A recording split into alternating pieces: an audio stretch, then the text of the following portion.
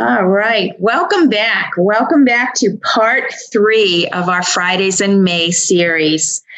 Today is a special day. Today we're going to find out why it's fantastic to get to age in Boston. So Boston is a great place to age. Let's find out why. Ray? Thanks, Anne, and welcome everyone to the third in our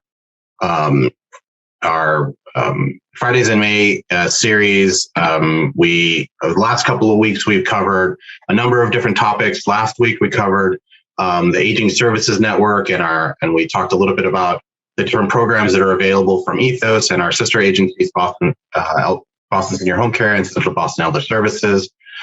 We've got a great panel today. We have Emily Shea, the Commissioner of the Age Strong Commission, and her deputy, Karine Querido, and they're going to give us a great overview of all the great programs and services that the city offers. I do want to just take care of some housekeeping items for you, and I want to share some information with you, and you could bear with me.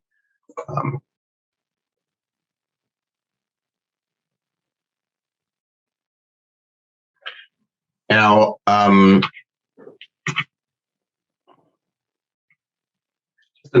last in our series of upcoming events of our aging of our Fridays in May series comes up next Friday. Aging in Boston, Live Healthy, Be Social, Stay Active. It's going to be, our capping off our celebration of National Older Americans Month. We'll be having some fun sing-alongs. You'll learn about other fun activities that Ethos provides, and learn about upcoming opportunities to, get involved and stay engaged and stay active. We hope you join us for this last final event in this series. Just a little bit about Ethos for those of you who are signing on for the first time and just hearing about us, or may know a little bit about us. We were Boston's first nonprofit dedicated solely to keeping seniors at home for as long as possible without the need for institutional care. We were founded in 1973 with a staff of 4 people and funding for 1 community meal site in Rosendale Square. Today, we're about 150 employees, a budget of about $37 million, primarily from state and federal sources, as well as support from the city of Boston. We have over 500 volunteers that perform a variety of different tasks to help our seniors, and we're a state designated aging services access point. So that means there's a lot of regulation. There's really high standards for the work that we do. The core of what we do is home care, obviously. So we're working with seniors in their own homes, making sure that they have the services and supports that they need to live independently.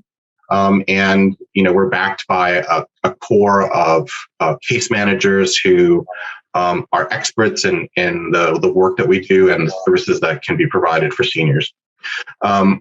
Just a few highlights of some of our other programs. We have nutrition, so we're best known as our Meals on Wheels program, but also community dining programs throughout the city. We serve the entire city of Boston in partnership with the Age Strong Commission for our nutrition program. We provide assistance to seniors and the disabled who have trouble managing their own bills because of either a disability or other physical impairment. Within our money management program. We have an options counseling program that provides families and caregivers and individuals, really great unbiased advice about, all of the different options for living at home, living in the community, nursing home care, living care, really trying to figure out what's best for that particular individual and that family. So, and that's a free service as well. We serve the younger disabled with our PCA program or personal care attendant program. We have a variety of health and wellness programs like Tai Chi, chronic disease self-management, bingo size, other exercise programs, which Anne's department runs. And we provide free and unbiased advice on Medicare and Medicare programs. So we help seniors who are enrolling in Medicare for the first time to pick their plans. We help folks change plans and mitigate issues with, around their benefits in Medicare. So These are all programs that folks can take advantage of today. You can make referrals for yourself or for a loved one by visiting our website, ethocare.org. You can also call our main referral line that we work with both Age Strong Commission and our sister agencies, the Boston Elder Info, that's 617-292-6211. If you're interested in services and you live outside of the city of Boston, you can always call 1-800-AGE-INFO for a number of different locations or throughout the state.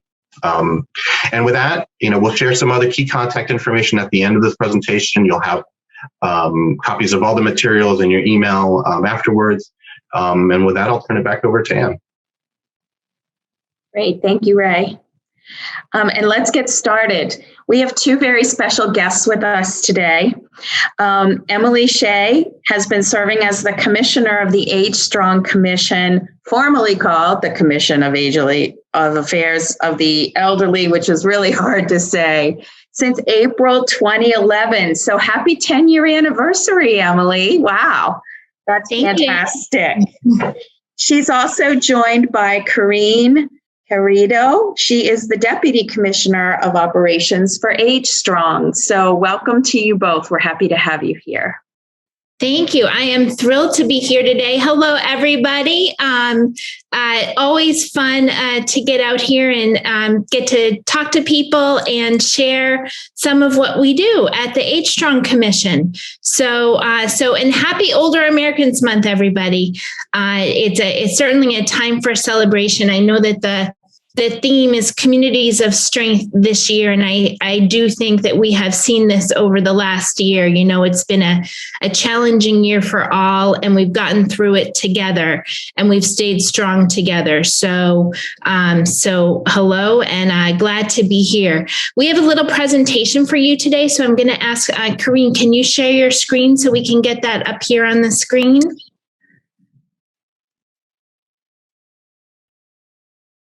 Perfect. And I think we just have to go back to the beginning.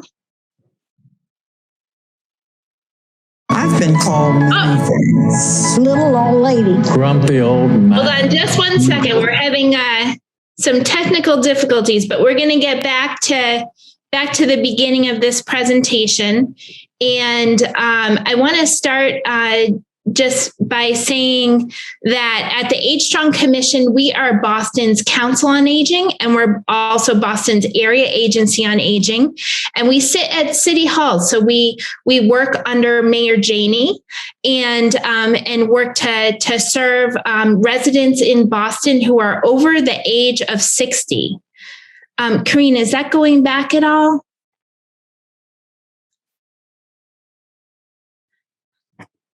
All right. Not see it? No, I can't. Oh, there we go. Now I'm seeing it. All right. So as most of you know, Boston has a changing aging landscape. So older adults are actually our fastest growing population in the city. We had 88,000 folks over 60 in 2010. And by 2018, we had 117,000 people over 60. So we think this is great.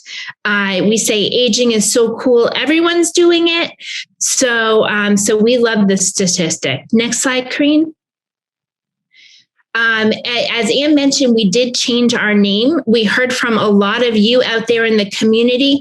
We asked folks, what words describe yourself? And the two words that we got were the word strong and the word experience. And that was no surprise to us because certainly the folks that we work with are both strong in many ways and experienced. Next slide.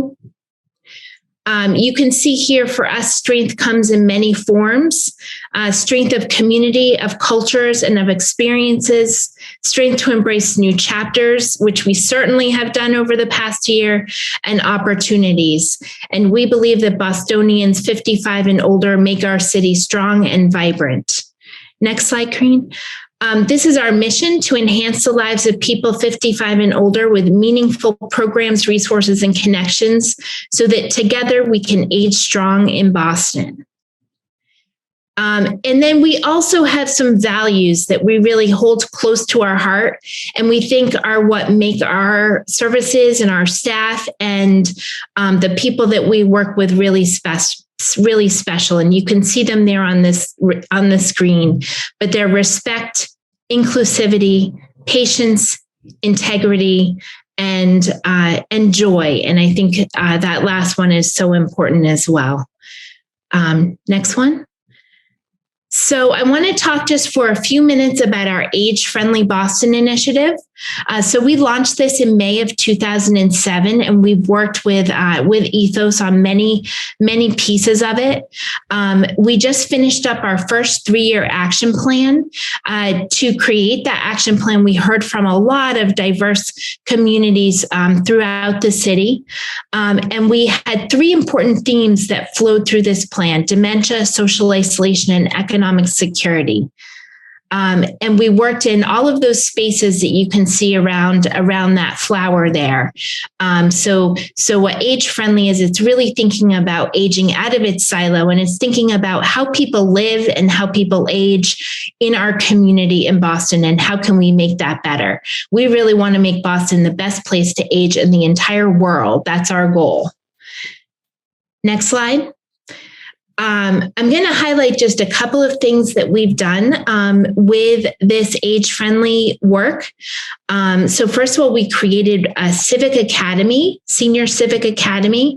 So this is a 6-week class that we run every year. We've now graduated 2 classes of Civic Academy folks, and it teaches people advocacy skills. It teaches people the city, federal, and state systems, and how you can advocate on budgets or other issues that are really important to you. We have a public restrooms map, an age-friendly walking path paths throughout the city to promote walking and to promote usage of our business districts. We have about 90 benches that we've installed across the city based on feedback from all of you on where we needed those benches and where we didn't have benches.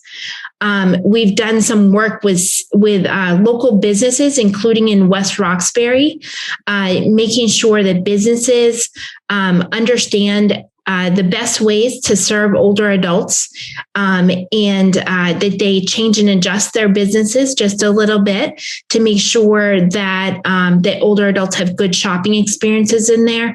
I want to thank Ethos for their partnership on that work in West Roxbury, because it was really important. And we've done front-facing city staff training. So we've trained about 1,000 city staff to work with older adults in the community. We've taught them about dementia and what to look for with dementia.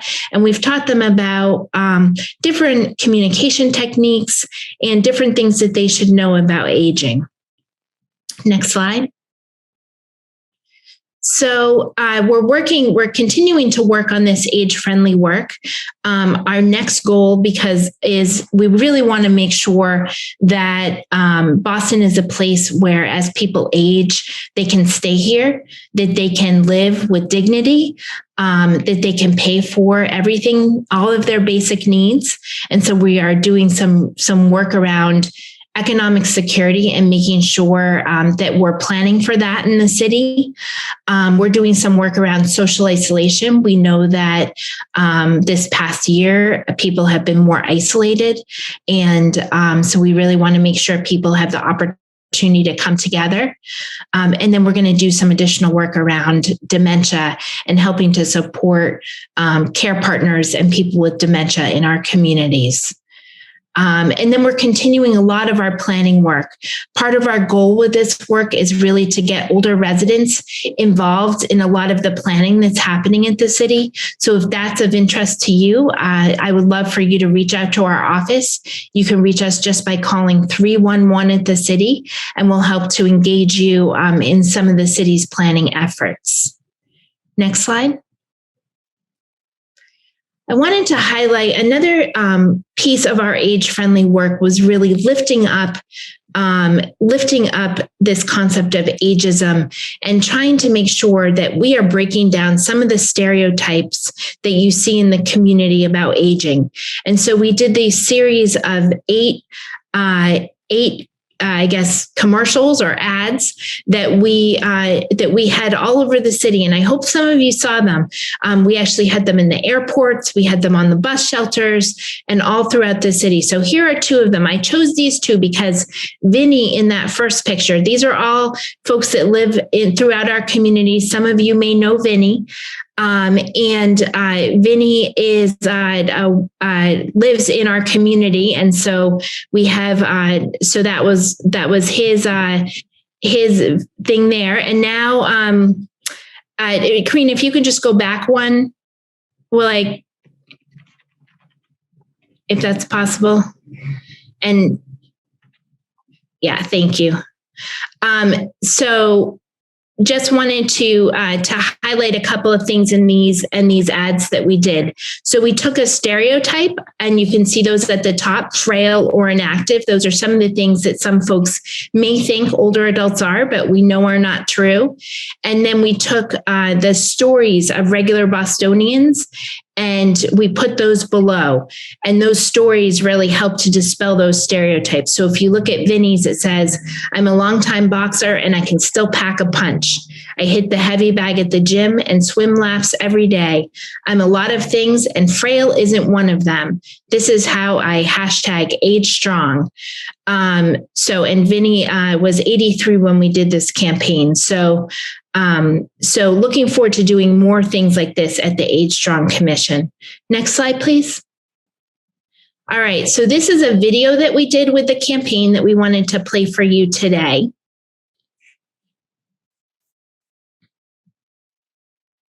I've been called many things. Little old lady. Grumpy old man. Weak. But you didn't think that, right? I'm the life of everybody.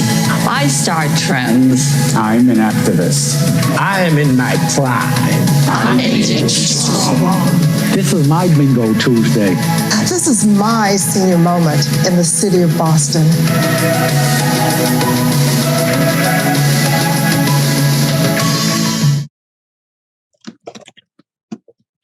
Great. So that was our Age Strong campaign video. So just wanted to show you that, and we hope to do more things like that as we move forward in our work, and invite you to join us, because I think that sometimes the perception of aging is not what we see in the population, and we want to make sure that everybody understands that. Now we want to talk about some of the services both at the Age Strong Commission and at the City of Boston. Next slide. So part of our work at the city, and I mentioned this at the beginning, we're something called an Area Agency on Aging. And this means that part of our work is to get the Older Americans Act funds and to meet the goals of those funds. Those funds have a number of different goals. They're meant to support people as they age in the community. And we use those funds in a lot of different ways. And we have a whole host of partners in this work, because obviously one organization can't do that alone. So what's really exciting is that with this Older Americans Act money, we fund 24 community organizations, Ethos being one of those fabulous partners. And together we make the Aging Services Network. So I want to let folks know out there, if you're an older adult, you're aging in the community and you need something, most likely there's help for you out there. Most likely what you need is a service that exists somewhere. And so please, I invite you to call us at the city. You can call 311 and get connected to the Age Strong Commission. You also can reach out to Ethos or through Boston Elder Info, and we'll make sure that you get connected to the services that are out there. This highlights some of the services that we support. So there's legal services that are supported through this money, a range of senior programming throughout the city, caregiver support. So that's both support for people caring for folks that are over the age of 60. And also if you're a grandparent over the age of 60 that's raising a grandchild, we have support for you as well. And then as Ray mentioned, there's nutrition throughout the city, whether that be Meals on Wheels or the wonderful dining sites, which will that are throughout the city. Next slide, please. Some of the other things we do with this money, we work to reduce social isolation with some of our partners out there. We fund some elder housing search and stabilization work. We engage volunteers in service to older adults. We fund some senior home repair, and you'll hear some about that program later. We support some services for older adults with disabilities. So we have programs and partners that support people who are deaf and hard of hearing or blind and visually impaired. We also support evidence-based healthy aging programs, medication counseling. So lots of different things out there that we support. So again, I invite you, if there's a need out there, to please give us a call, whether we can help you at the city or one of our partners can help you in the community. There is assistance for you out there. Next slide. We also at the city do volunteer programs. So we engage people 55 and older in volunteer service throughout the city. And this is impact-driven volunteer service. And so if you are out there and you are thinking, I have a little spare time and I have something to give, we would love for you to join us in this work. We have a few different programs here that you can see. So first we have the Senior Companion Program. This is a program where we have older adults who are paired with more frail older adults in the community. They provide support services. So companionship, they may be helping to get someone's medication at the store or helping someone read their mail or helping them get groceries from the store. So these are really wonderful volunteers. They volunteer about 20 hours a week. In exchange for that, they get a tax exempt stipend. And this is a program where all of our volunteers, it's an income eligible program. So all of our volunteers have lower incomes and they get that tax exempt stipend as part of their work with us. The next program I want to talk about is RSVP. A lot of our RSVP volunteers also do this companionship work. They're also doing things like teaching ESL, helping deliver groceries from the store.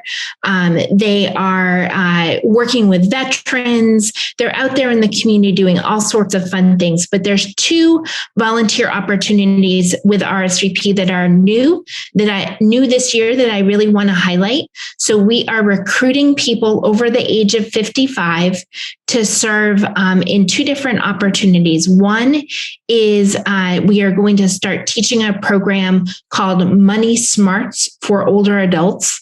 This is a program where we help to teach folks about how to keep their finances safe, about all the scams that are out there, and just different things you should know to stay safe with your finances as you age. You don't have to know anything about this in order to volunteer. You're actually trained to do it. There's a whole curriculum you follow. So we're recruiting folks for that. And the second thing we're recruiting folks for is a program around opioid education and prevention. So to go out there and to do groups with other older adults, teaching them about opioids and educating and how to prevent abuse and what to do if you have family members that are using opioids or if you see someone in a challenging situation. Again, there's a curriculum for that, so you don't have to know anything. We teach it all to you, but that's another program that we're recruiting for. And then I also want to highlight the property tax work-off program. So this is a great program. If you qualify for this program, you can work off up to $1,500 of your property taxes just by volunteering in a city department. So you can volunteer up to about 111 hours and work off some of those property taxes so that you don't have to pay the full scope of property taxes. So that's really a great program because we know that property taxes can be something that's challenging to pay. And on the other hand, we know folks have a lot to give. So we're really excited to be able to do this program. This program we are recruiting for right now. And applications for this program are due right at the end of June. They're due like July 1st, I think. So if you're interested in this program, again, you can reach out to us at the Age Strong Commission just by calling 311, and we'll get you all the information you need for that. And then finally, we have a senior greeter program. I don't know how many of you have been to City Hall, but we have some fabulous volunteers who just are really committed to the city, and they come in every day and they sit at the front and they help provide information for folks coming into City Hall, tell them where to find the different things that they need in the building, and make sure that they get connected to information. So those are our fabulous senior greeters. And if anyone out there who's on this is a senior greeter, we want to thank you for your service.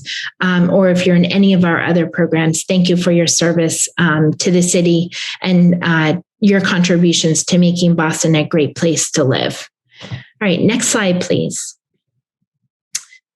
Okay, so we have a lot of events and programming as well. And actually, I'm going to need to jump off this call, but Karine is going to take over for me. So Karine, I'm going to turn it over to you for this one. And so maybe we can get her up here. All right. And I just thank you. I just want to say fabulous to see everybody. And Karine, take it away. All right. Thank you. Hi, everybody. I know Emily has given you a lot of information already, but I'm going to kind of end the presentation with just a little bit more information. This is, talking about our events and programs. We do at the Age Strong Commission, we do coordinate a bunch of events annually. I know this past year was a little different. We didn't get to do a lot of what we typically do, but hoping to get back to those very soon. But we coordinate large and small events. And we've also, over the past few years, have been doing a lot of programming in the communities. So some of our events, and I hope some of you have been able to take part in them, like the Senior First Night, our Mayor's Walk. We've also been doing some cultural events and some of the programming that we've started. We have our staff who are running some memory cafes in the communities. We have a staff who's trained to teach Tai Chi. I know some of you probably do some Tai Chi classes and join other programs at Ethos, but we've started doing them as well. And we have more recently, we've been partnering with the Goddard House and the city's arts and cultures, the Mayor's Office of Arts and Culture. And we've been doing some arts classes. We started them in pre-COVID, and we did 3 classes in the community. We did one in JP, we did one in the South End, and one in Mattapan. They were very, very, very popular. People loved them. And we did another version of them during COVID, and that one was virtual, and we're planning more of them. And so stay tuned. We will definitely be publicizing some opportunities to join some arts classes.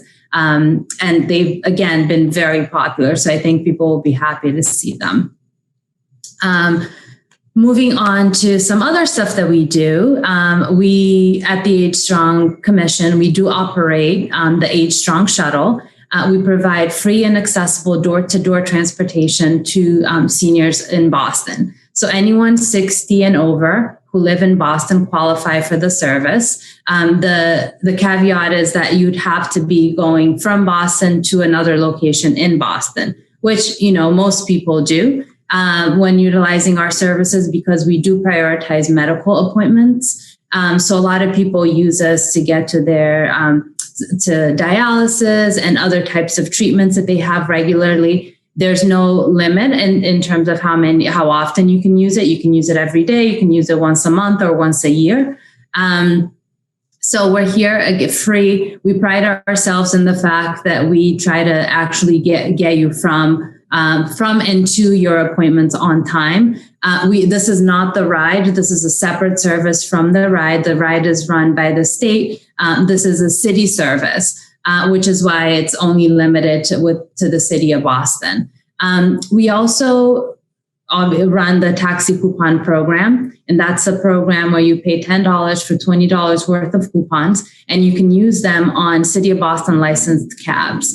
I know for people probably have questions because we haven't been selling coupons during the pandemic. And a lot of it was due to safety reasons because it's a cash coupon transaction. There were a lot of safety concerns that we weren't able to sell them, but we will be starting them up again very soon. So again, stay tuned. We will be kind of sharing the date when we're ready to be out there selling coupons again.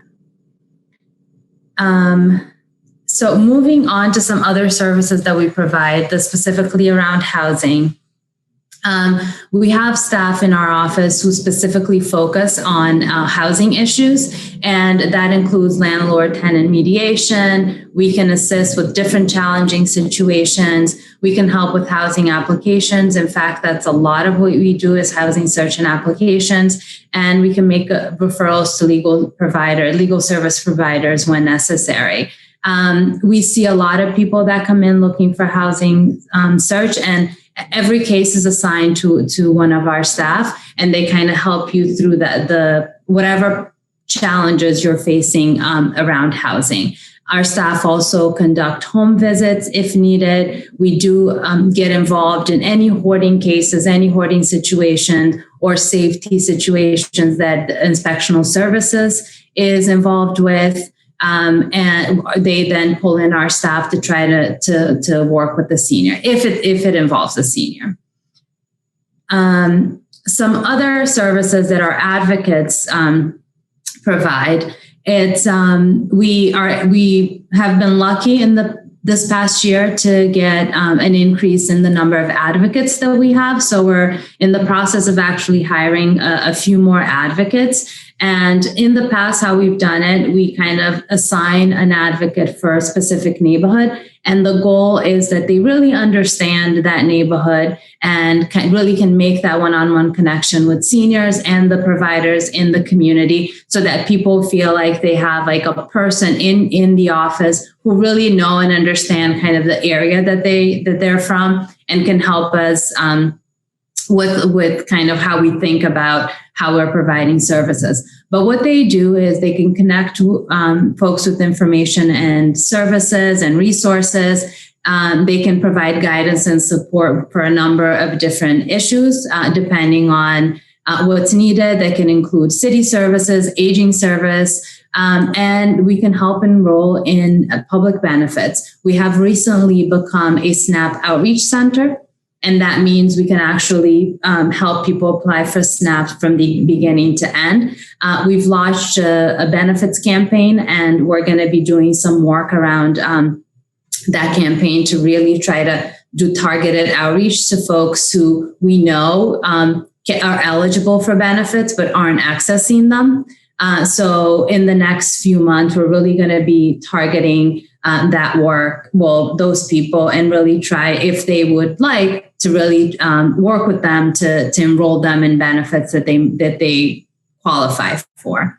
And our staff is also Shine certified. Most of them are already Shine certified. A few of them are going through the training now to become Shine certified. So all of our staff all of our advocates are required to become Shine certified within a certain period of employment.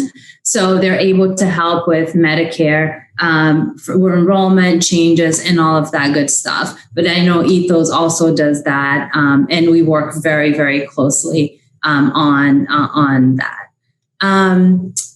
So I just talked about what we at the Age Strong Commission do and what we offer. Just wanted to highlight some additional resources that the city provides to older adults.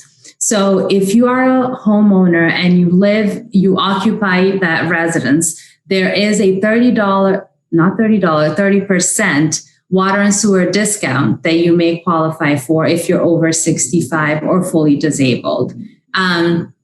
It used to be just on the water part that you got the discount, but recently they changed it to be water and sewer. So I just wanted to highlight that change because it was done, I believe, in the past year and a half. So I just want to make sure that even if you did have that 30% water discount, to make sure that you're getting on your water and your sewer. And it's a great service that they provide. And I have their number here. If people have any questions, you can reach out directly to Boston Water and Sewer.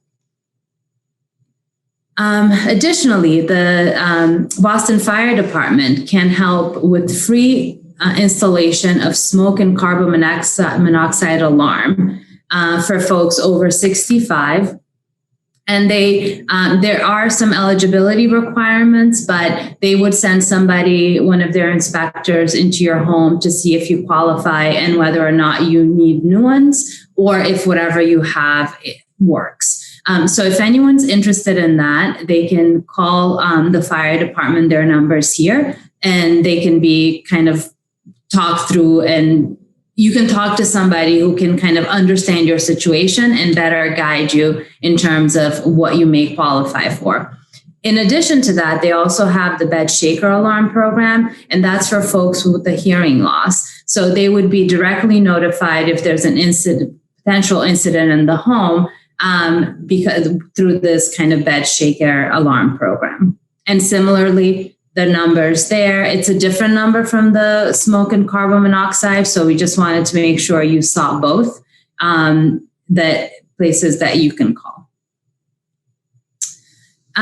Also wanted to highlight that veteran services, they do provide direct services to folks. So if people are veterans or if they are the spouse or children of veterans, they may qualify from some service through the Veterans Department here at the city. And I just wanted to highlight some of the things that they can assist with, but there are more. And speaking with someone there, I know they just hired a community outreach person there.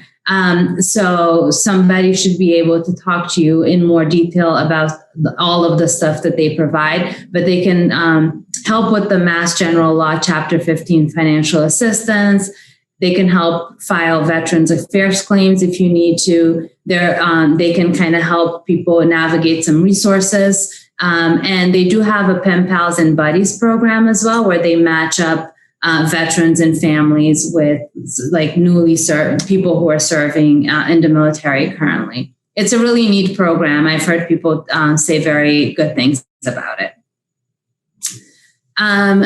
Moving on to the senior home repair program. I hope people already know about this because it's a great program in the city, but you can actually apply for 0% interest or deferred loans to do minor and larger repairs to your homes.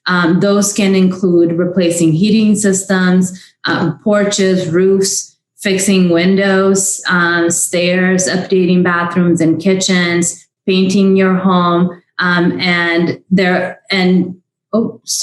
general repairs to make your home more habitable. Here I have some eligibility requirements. You do have to be 62. You do have to live in a 4-family or smaller home. And then there's some criteria around making sure you're current on property taxes, on your water and sewer payments. And then there's some household income eligibility requirements as well. But the Boston Home center can be reached at the number below here. And someone there can kind of, again, listen to what your specific situation is and talk to you about some eligibilities. And you can also be connected to them through our housing team. So if you don't remember any of these numbers, I think Emily mentioned 311 before. If you just remember 311 and ask to speak to the Age Strong Commission, our staff can then help connect you to all of these services and all of these resources. So if you take anything from this presentation today, remember 311, and they can always connect you to us. There are some additional services that the Department of Neighborhood Development provide to seniors, which is one of them being this $8,000 grant to replace your heating system. So it's separate from the home repair program, even though that you can also use that to replace your heating system. But this one is specific to that replacement. And again, different eligibility requirements in terms of age for this one than for the senior home repair program. Not sure why, but the age requirement is a little different. And then finally, I think I just wanted to kind of highlight some property tax exemptions that are available for people. And so hopefully everybody has a residential exemption, but there are some surviving spouse exemptions and minor child of deceased parent, elderly exemption, blind exemption, veterans exemption, a hardship exemption, National Guard exemption. So hopefully, again, people already know about these and are getting all of those exemptions, but they are available. And if you don't know about them, you should call TRAC, the numbers here, to find out more and to find out if you qualify and when you can apply for these exemptions. I think one important thing to remember about exemptions is that there are specific times of year when you can apply for them. So, and there are deadlines for when you can submit those applications. So you really should pay attention to those when you get them in the mail. But if you call TRAC, they can also give you more detailed information about all of those deadlines. And then I just wanted to highlight the property tax deferral program. And it's for older, you can defer your tax payments until you pass away or until you sell your home. So I just wanted to highlight 2 points. It's an underutilized program, but it can be helpful to a lot of people if they need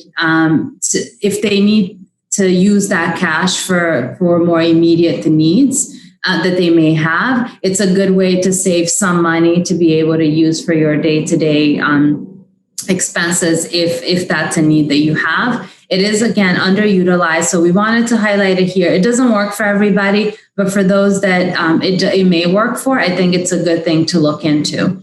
But wanted to point out, we have 2 things with asterisks here, that they do gain interest at a rate of 1%, so people should know that or be aware of that.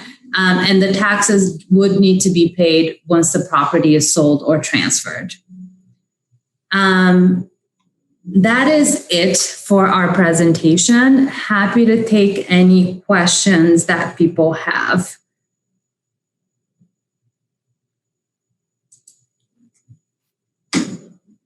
Great, Karine. And thank you so much for that overview. That was pretty amazing. In fact, I learned a few things myself, and I've been working with you all for nearly 10 years. So especially, I was really surprised to hear about the 30% discount on water and sewer fees. That's incredible. I hope everybody's taking advantage of that. If not, please do call Boston Water and Sewer and make sure you're able to take advantage of that. That's a fantastic benefit. I did not know about that. Can you speak a little bit more to the role of the advocates and the different types of the scope of the work that they do with individuals, and sort of a little bit more about how you plan to enhance their roles going forward?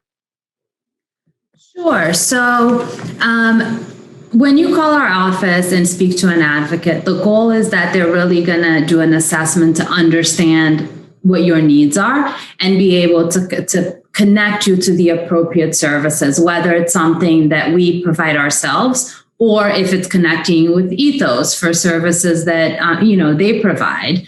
It's really, I think, and we expect people to kind of stay on top of those cases until all of the issue is resolved or until all of the person gets all of the services they need.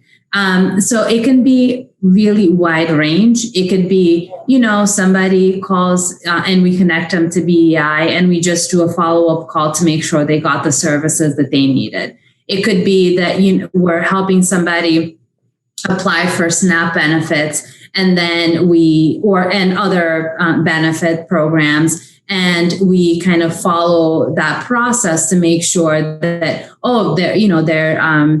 their application was in fact approved, or if not, why wasn't it? Do we need to do something else?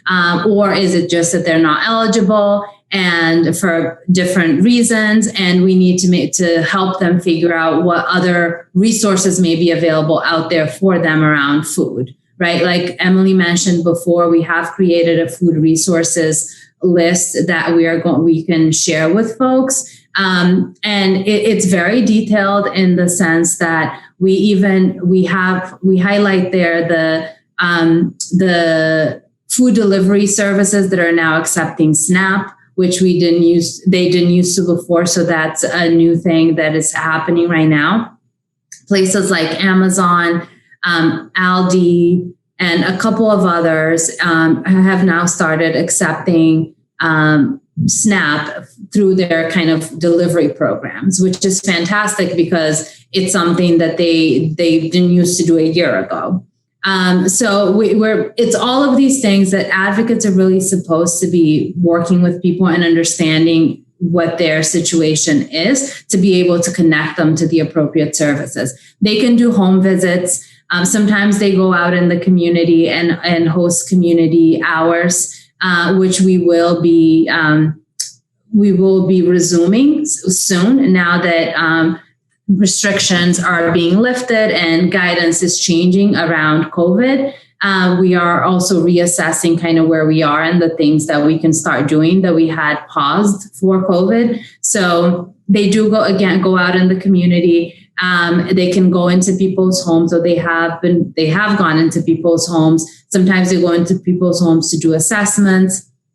They connect with service providers, whether it's city or community organizations. So it's a wide range of services that they can provide, but really based on what the person's need is. That's fantastic. And advocates also work with, and connect seniors with other, departments as well and help them troubleshoot issues. Is that correct? Yes. That would be, yes.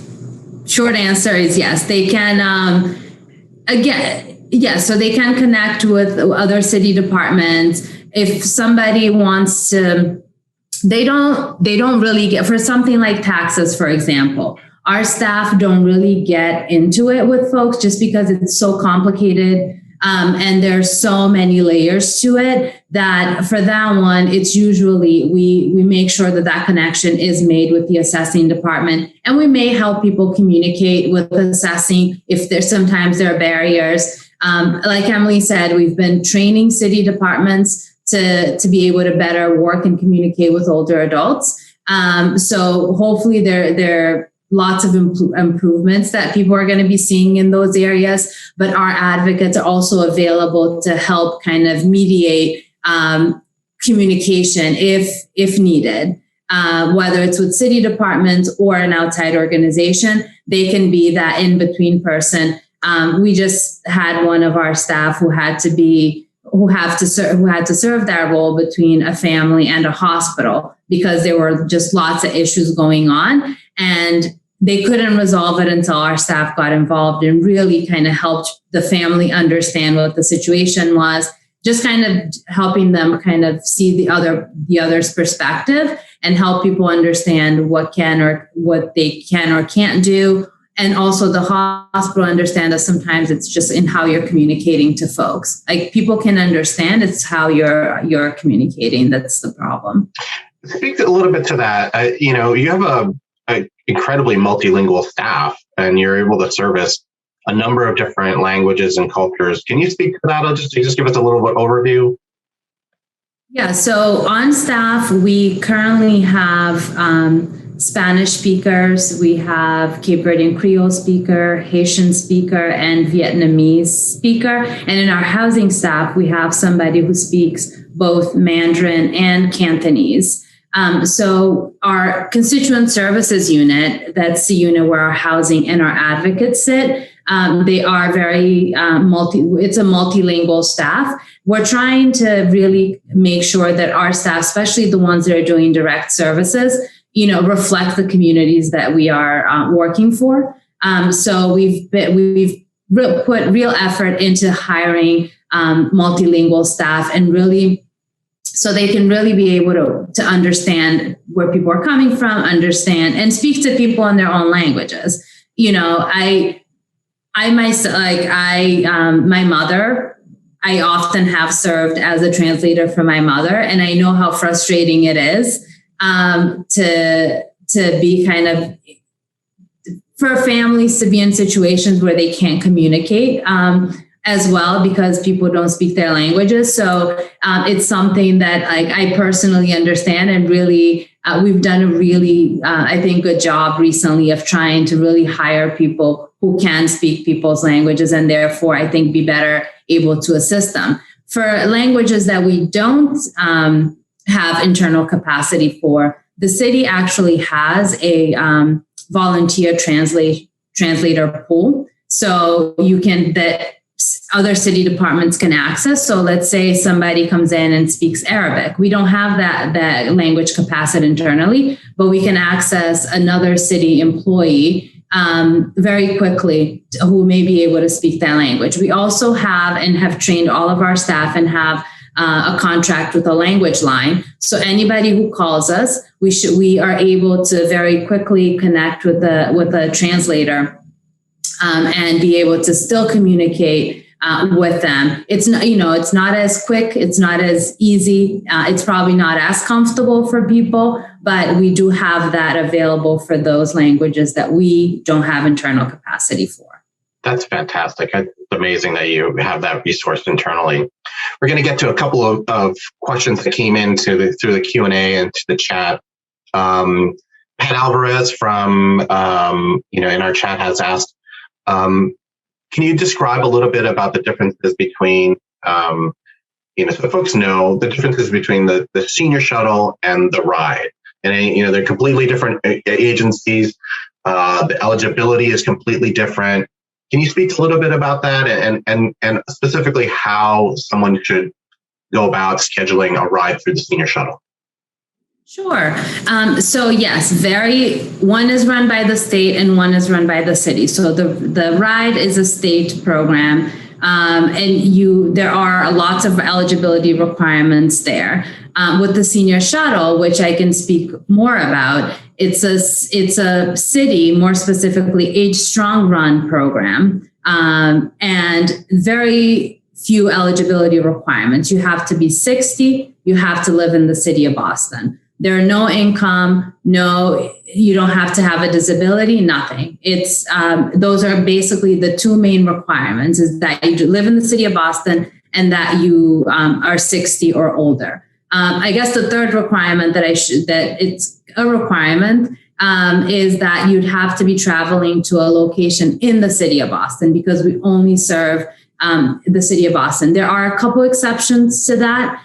Is that we do transport to a dialysis center in Brookline, because so many people in Boston get their treatments there.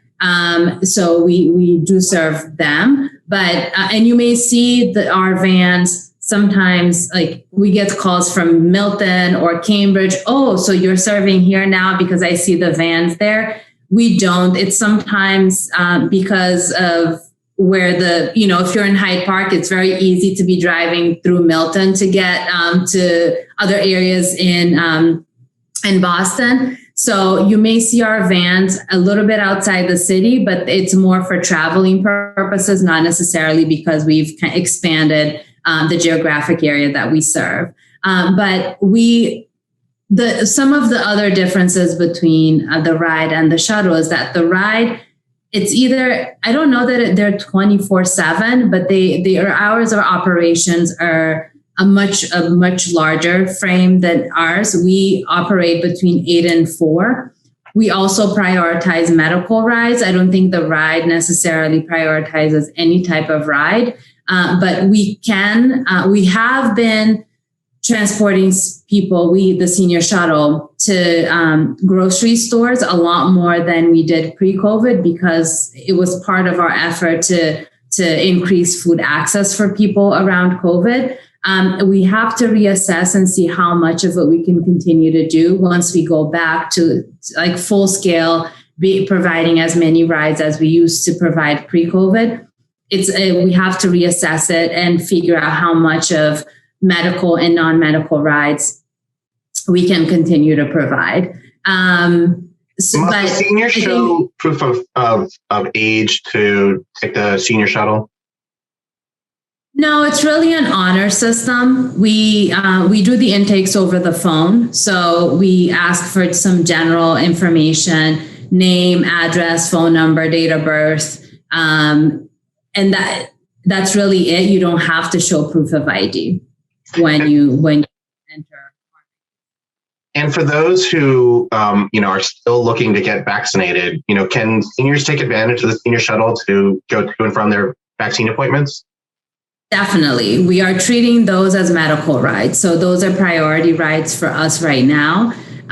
So if you call us through 311 or 635-3000, that's the direct line to the shuttle. They will book you a vaccine ride. And just thank you for mentioning that, Ray. If anyone still needs to book an appointment for a vaccine, our staff are still helping people book those appointments. So if anyone needs assistance with that, you can also call us and we can have one of our staff kind of help you navigate through that process. Obviously vaccine access isn't as much of an issue anymore, but we did a lot of work around it when it was just open to folks 75 plus, then 65 plus. We signed a lot of people up for vaccines, and we've continued to do that, although the number of requests have dropped significantly. Well, that's a great service, and I would encourage all those folks who and folks to encourage others as well to make their vaccine appointments. And if transportation is a barrier, certainly call on the Age Strong Commission and their senior shuttle. A couple of other questions that have come in. Speak a little bit about some of the volunteer requirements in terms of hours for both the Rsvp program and the senior greeter position. And folks want to know how much time they really they need to give. It varies. I don't know that there's like a specific number of hours for Rsvp or senior greeter. That's one question. I'm like, that's interesting. I'm not sure. I know there is that for the senior companion program because it's, there's a stipend. And so there's different requirements for the program, but I will ask about it and have our volunteer programs staff give more specific information on that. That's great. And I think we can include, some materials that we can email out to the rest of the participants, and we'll include a little bit more detail on those. I know there's a couple of more details that folks want to know about. In terms of home repair program, just to the best of your knowledge, do you have any idea what the sort of average medium income that folks need to sort of are looking at? I know there's some more information on the website, and I know there's more information in some of the documents that we're going to email out, but just in case off the top of your head. I don't, and I I feel like I can say a number, but I could also be very wrong about it. So it's really better. People are better off reaching out directly to the home center and talking to people there who can really kind of walk through and, understanding your situation can really kind of help you understand what you may or may not be eligible for. And we do have some materials that we're going to include along with the follow-up note for this event, and we'll post them on our website. We'll have links to both the Age Strong Commission and to the individual city departments in case they need to get greater levels of detail. So, don't worry, we'll have some more information for you as well. One question that I, hopefully you can speak to this. Tell us a little bit about Boston Seniority, because it's such a great resource for information. And I know this is still available, out in the community. I know it's still available online, but just tell us a little bit about, Boston Seniority and what kind of information folks can find there every month. Yeah, definitely. So, like Ray said, we're still doing the electronic version of Boston Seniority magazine. We did one mailing of the magazine to the residents of the city of Boston. So hopefully everyone on this call did receive a copy in the mail. And that issue was really focused on COVID and just sending out COVID related information. And it was translated in, I believe, 7 languages, that information. So this was kind of when we were right in the middle of COVID, on the earlier end of 2020. And we really wanted to make sure that people were able to access some of that information. There was so much out there, but just be able to access information in their languages. So we did that. We've continued. We typically, how we're doing seniority now, almost every month we focus on a theme and we try to develop on that theme.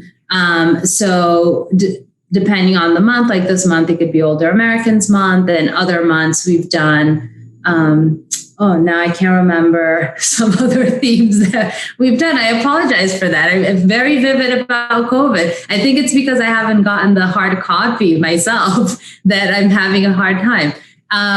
But, again, like it's different themes. We also try to, publicize different things that may be going on at the commission or important things that may be going on in the city, the commission. Sometimes it could even be, for example, if Ethos is doing something big that they want to help put the word out there, we may put it in our magazine. I know around open enrollment, we've done articles and really try to highlight what that is all about.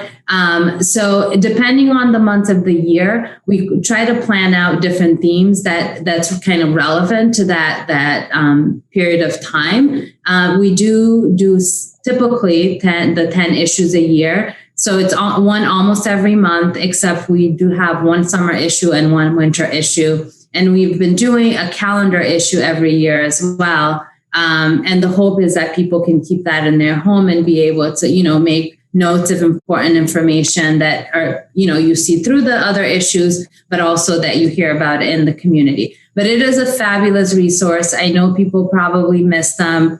As soon as we can, we're going to start getting them out to people again. Hopefully in ways that are, even more accessible than they used to be before. I know a lot of people used to see them at libraries, sometimes at grocery stores. If people live in congregate senior buildings, we drop off some copies there. So we really try to get them to lots of places in the community. Some places they had copies that you had to read and leave that copy behind for other people. Other places had copies that you could take with you. We have them all over City Hall. We used to go out in City Hall and just place them in different areas. So again, people had access to them if they come into City Hall to visit. But it's a loved resource that we hope to get out again very soon. It's a great magazine and great listing of activities and events, both by the Age Strong Commission and other community partners. It's just a fantastic resource. We'll make sure to include a link to the publication in our follow-up email. And I know that folks can sign up to be able to get some more information, be able to get that digest in their email as well. So we'll include that information in our follow-up notes.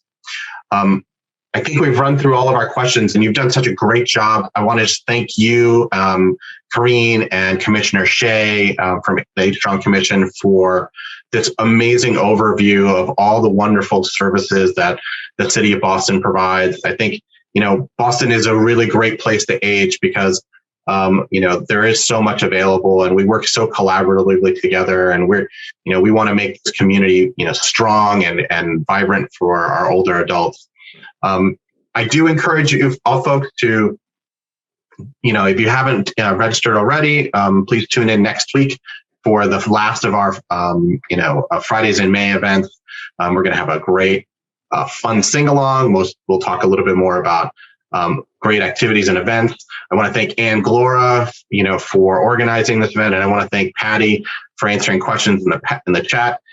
If you have questions, around services that you need for you or for a loved one in the home, please don't hesitate to call Ethos or visit our website, www.ethocare.org, or 617-522-6700. Thank you all for joining us, and we'll see you again next week.